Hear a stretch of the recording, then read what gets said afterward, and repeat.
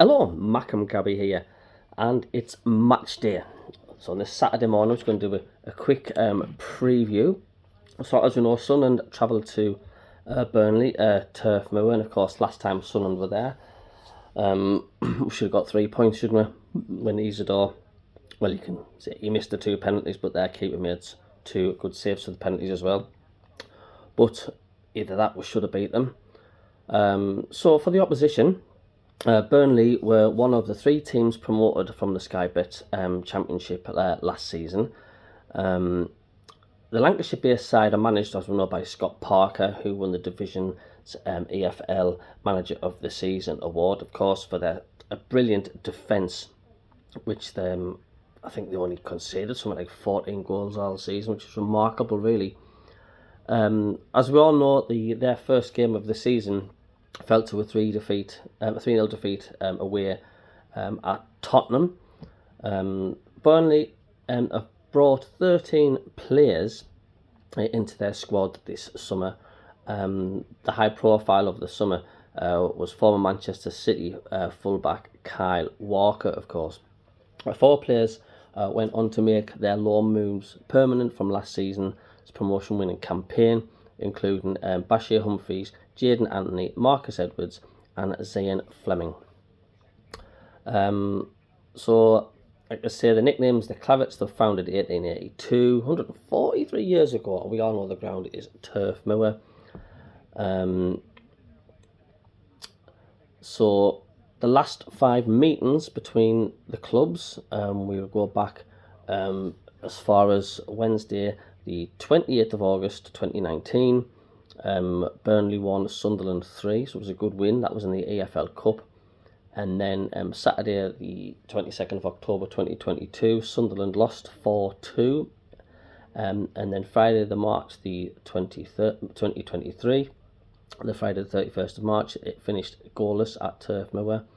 And then the 24th of August, Saturday 2024, last season, of course, Sunderland were 1-0 winners. And the last match was away to Burnley, where it was 0-0.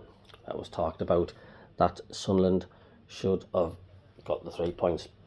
So the referee is Michael Salisbury's today, and the assistant referees is Dan Rabathan and Mark Perry. 4th official, Anthony Backhouse, who's refereed quite a lot of Sunderland games in the Championship, I will say that. VAR is John Brooks, assistant VAR is Gary Beswick.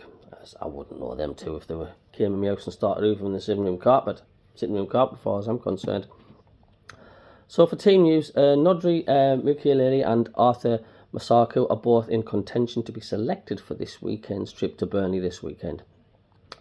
The pair have both been involved in full training at the Academy of Light. Regis Labrie has declared Jensen Seal fit for the game ahead. He was forced off in the second half of our 3-0 victory over West Ham, which is good news for the lad.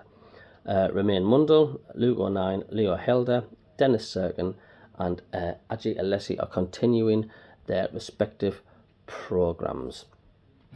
So, me personally, do you know, I'm not going to get too cocky. Yeah, it was a great win against West Ham. There's a lot of Sunderland fans, which rightly so, are confident that we're going to win 3-0, 4-0, but I'm being cautious. It'll be a difficult game. You don't have the given right to go and beat any team you play. You've got to earn it. If mentally they turn up thinking it's not going to be as hard as the West Ham game, they will not win today. If they're switched on and they're serious and they work as a unit, I do think we've got too much for Burnley. And I do think we'll be comfortable winners. I'm going to go for 2-0. But like I say, if we turn up with the wrong mental attitude, it could be a sting of this tail, and you could see possibly Burnley getting 2 goals past us and then winning to 2-0. Would I take a point? Yes, but I do feel it's games like these, when you know you're going to be playing possibly the teams in the bottom end of the table come the end of the season, where it counts. This is where Sunderland need to take 3 points.